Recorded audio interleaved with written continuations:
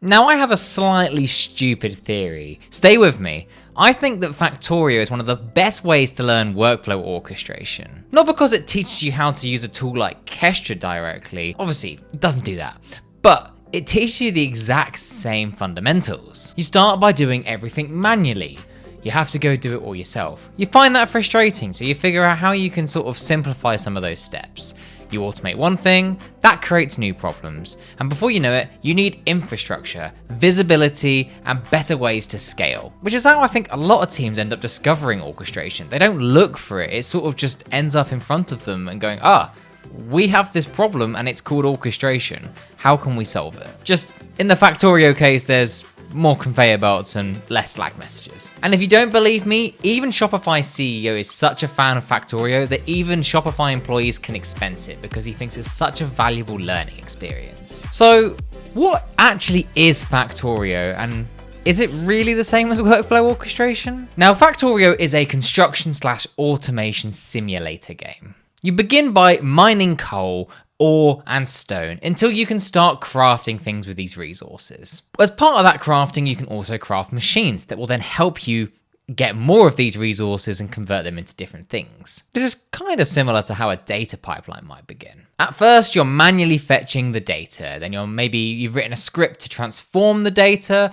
and then you also have to run that manually too. And eventually you figure out how you can automate these different steps together and build your very own pipeline. Now, when you first jump into Factorio, there is a 5-part tutorial. And I think that this tutorial teaches you those orchestration basics. So let's do a little comparison to see, is it really that close? Now, level 1, crash.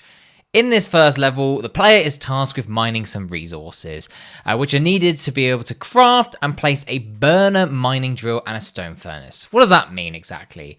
Now, you start by collecting the resources manually. You're having to go and mine for stone and ore. In data engineering, the equivalent would be having to go and fetch data from your database or from a source such as S3 and being able to get that data downloaded, available so that you can then transform it. And then in Factorio, once you've got those resources, you can then start to craft things, which I guess is kind of the same as transformation in a data pipeline, right? If you think about it, you'd have a Python script maybe that's going to transform your data, maybe add a new column with some new fields, maybe drop some sensitive information, something like that. That's effectively crafting in this case. But the key thing is you're running that script manually, or maybe you're manipulating the data manually if it's not too big, which is definitely not efficient. And the reason you might want to automate this is it's slow. You have to remember how to do it each time. You have to find the right thing. It's not necessarily the most efficient thing. Now we can craft. In Factorio, the first thing we're going to craft is a stone furnace, which we can then use to smelt our ore into resources that we can then build with, which is kind of the same as setting up your first data pipeline. This would be like setting up a pipeline inside a Kestra where it already has the commands for being able to do the transformation now. You don't have to run that script manually. But the workflow itself isn't going to run automatically. You still have to go and feed it that raw data, or in the Factorio sense, the raw ore, and you're going to have to give it fuel too so that it can actually smelt that ore. So we're getting there. The automation's starting to form, but we're still a few steps away. We can think of this as the transformation stage. It enables more, but it's still very manual and tedious, which is where the burner mining drill comes in next in Factorio. Now, this still requires coal to run, but this can now mine the ore or the stone for us. So now we can collect those resources. This is effectively extracting the data from wherever source so that we can then transform it. It's not done automatically where it can hand it over to that transformation stage. Both still need that manual intervention, but we're getting closer. We can now do multiple things at the same time. Now, the last part of level 1 is building a wooden chest, which you can then put next to your furnace or the mining drill, and it will put the resources it collects or the ore it's smelted into that chest.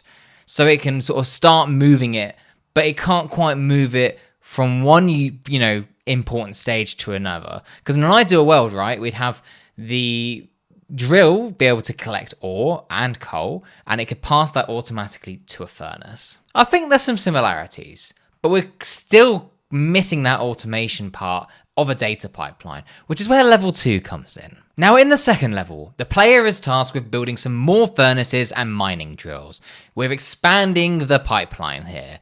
They will encounter some small biters that they need to fight off. Let's think of that as errors and bugs. The end goal is to carry 150 iron plates, 50 copper plates, and 75 coal in the player's inventory. So the goal here is all of those things other than the coal are effectively transformed data, and the player's inventory, we could say, is the data warehouse that we're loading the data into. Now, when you first jump into the level, you're greeted by a few new things that will make automation so much easier. First of all, we've got conveyor belts. This means we can now move things from one place to another without having to manually pick it up and move it, which in the data pipeline would be manually extracting the data and then putting it in the right place so that transformation step can happen. But the conveyor belt just moves it, which is where the next useful thing comes in, inserters. Now, inserters allow you to connect things, take things off conveyor belts, and then put them into machines, such as the furnace or the drill, or into a chest. So now we can drill stuff, and we can move that directly into the furnace, and then out of the furnace into a chest. So now we're getting a bit closer to being able to get enough iron and copper without having to constantly move around. And then add coal into the mix. We can have a drill dedicated to drilling coal. We can have that be moved directly towards the other drills so they can keep running, as well as the furnaces, of course.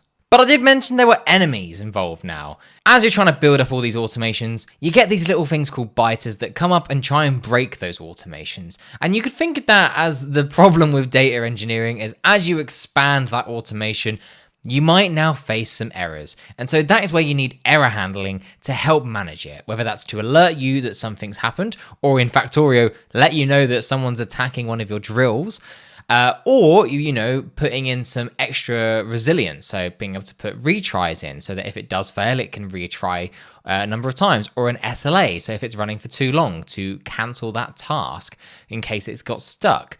In the Factorio sense, this would be like building a wall or some weapons to try and defend your automations. Again, it's the same principle. We're just trying to make it more resilient so the automations can happen without any failure. Now, the real lesson in Factorio isn't the crafting. It's the orchestration maturity journey. You start by doing the work manually. It gets repetitive, it consumes a lot of your time. You think, what can I do to make this better? You start to build a variety of scripts that can automate these steps, but you still have to run them manually. So then you start connecting things together, in Factorio sense with conveyor belts, but in the data engineering sense with a tool like Kestra. Some things can run in parallel, such as being able to fetch data from different sources. Some things won't always scale and need to be reworked so that they can work with multiple different things. Maybe that original little script you wrote isn't catered for being able to work with lots of different data at once. So you got to step back, rethink it, build it again. And as it scales, that visibility gets harder and harder. So you got to start thinking about how you can keep an eye on all the different things, and you can know when something's broken or something's been damaged so that you can go in and fix it. Thing is, you don't know if I'm talking about Factorio or Kestra. And as that happens, you want to build reusable systems, things that you can easily add on and expand. Maybe you've got error handling and you want to be able to have that run across all of your workflows, or in the Factorio sense, you want to be able to protect all of your different conveyor belts, not just one at a time. And this is not just the game progression. This is a real roadmap of how teams adopt orchestration. And that's why the comparison works so well for Kestra. Ideally, though, your pipelines have fewer aliens involved with them. Factorio is sadly not a Kestra tutorial, but that would be pretty cool. But it does teach the same instinct. Automate those boring things and connect the pieces together as best you can. Watch out for the bottlenecks and replan as required, and fix the weak points before they become big problems. And once you've done that, you can keep building the next layer, the next workflow, whatever it may be, you can continue to scale. And that's how you win Factorio. It's all about building the most efficient factory. And honestly, it's how real workflows get built too.